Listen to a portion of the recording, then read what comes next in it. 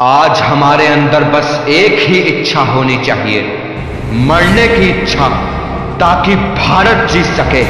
एक शहीद की मौत मरने की इच्छा, ताकि स्वतंत्रता का मार्ग शहीदों के खून से प्रशस्त हो सके।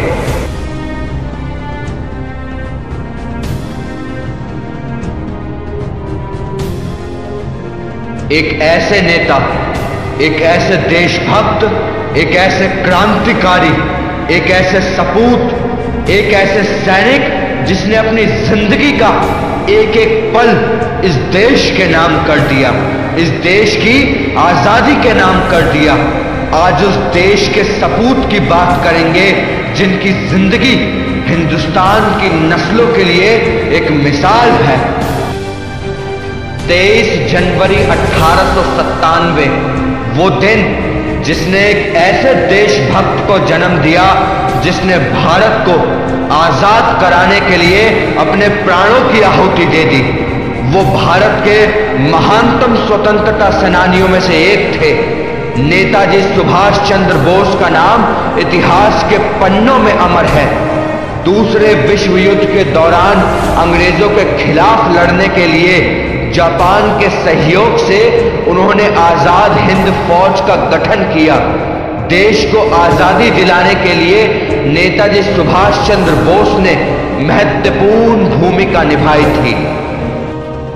हमारा देश कभी से ही योद्धाओं से रिक्त नहीं है। योद्धा कौन होते हैं? जो एक अच्छे मकसद के लिए लड़ते हैं।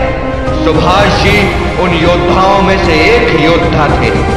उनके द्वारा दिया गया जय हिंद का नारा भारत का राष्ट्रीय नारा बन गया है। नेताजी का जीवन विवेकानंद जी के आदर्शों से अत्यंत प्रभावित था।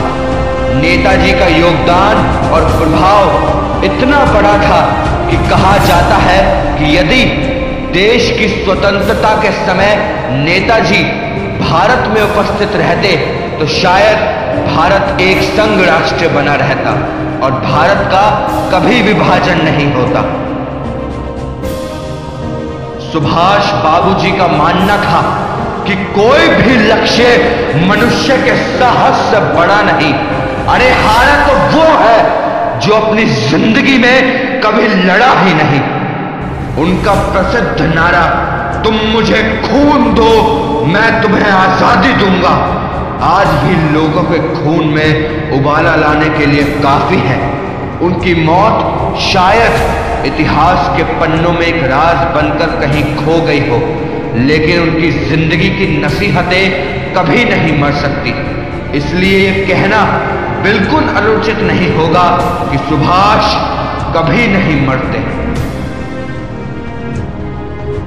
उनके द्वारा बनाई गई आजाद हिंद फौज, जिसके हमले से अंग्रेजी हुकूमतों की जड़ें हिल गई थी और उन्हें यह आभास हो गया था कि उनका वक्त यहां खत्म होने को आया है। सुभाष जी कहते थे कि if no one heeds your call then walk alone. यदि आपको लगता है कि आपके कार्य से समाज में बदलाव आ सकता है, देश में बदलाव आ सकता है और आपके उस कार्य का समर्थन कोई नहीं करता, तो घबराइए मत।